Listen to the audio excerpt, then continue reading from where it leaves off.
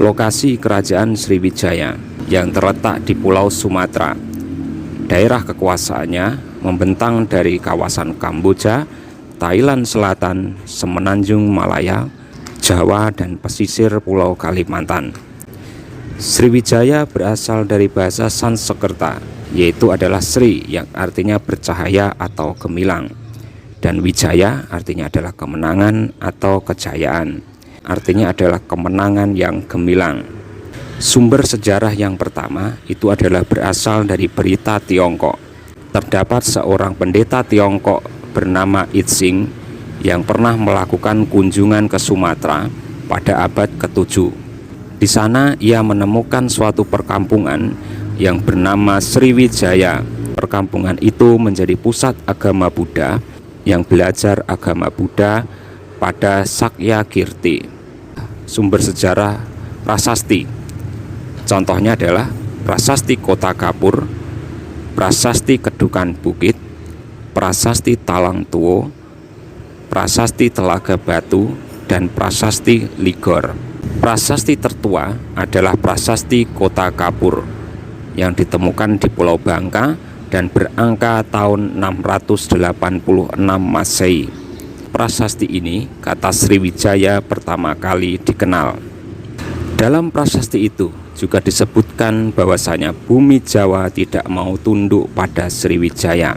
Ki Dapuntahyang berhasil memperluas kekuasaan Sriwijaya. Awalnya pusat kerajaan Sriwijaya bukan berpusat di Palembang, melainkan di Muara Takus, Riau. Hal ini didukung temuan arkeologis berupa stupa di Muara Takus, sedangkan penguasaan dan pemindahan ibu kota ke Palembang dimaksudkan agar Sriwijaya mudah menguasai daerah sekitarnya. Kehidupan sosial kerajaan Sriwijaya. Masyarakat Sriwijaya sebagian besar menganut agama Buddha. Hubungan antara raja dan rakyat terjalin secara harmonis.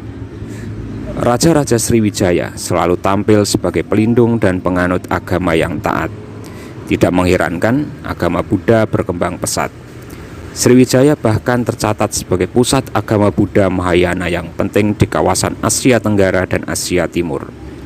Hal ini didukung adanya berita dari Tiongkok yaitu Itsing, dan terdapat juga berita dari Tibet yaitu Pendeta Atsa. Pendeta Atsa datang ke Sriwijaya dalam rangka belajar agama Buddha dari seorang guru yang bernama Dharmapala. Kerajaan Sriwijaya pertama kali didirikan oleh seorang raja yang bernama Dapuntahyang Sri Jayanasa. Nama Dapuntahyang Sri Jayanasa menjadi raja pertama di kerajaan Sriwijaya dengan didasarkan pada sebuah catatan dari Itsing dan catatan dari dua prasasti yaitu Prasasti Talang Tuo dan Prasasti Kedukan Bukit. Setelah melakukan perjalanan suci atau biasa dikenal Siddhartha memakai sebuah perahu. Kerajaan Sriwijaya mencapai zaman keemasan di bawah Raja Balaputra Dewa yang berkuasa sekitar abad ke-9. Raja Balaputra Dewa menjalin hubungan dengan kerajaan di luar wilayah Indonesia, terutama kerajaan-kerajaan di India, Benggala, dan Kolamandala, serta Kekaisaran Tiongkok.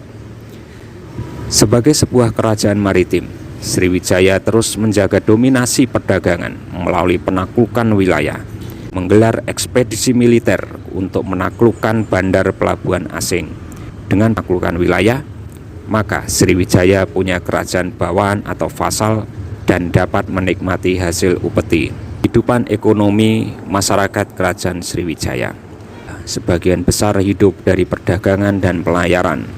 Letaknya yang strategis yaitu di antara jalur perdagangan India dan Tiongkok, membuat Sriwijaya berkembang menjadi kerajaan pengendali perdagangan antara India dan Tiongkok.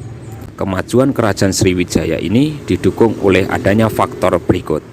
Yang pertama, letaknya strategis, berada di jalur perdagangan antara India dan Tiongkok.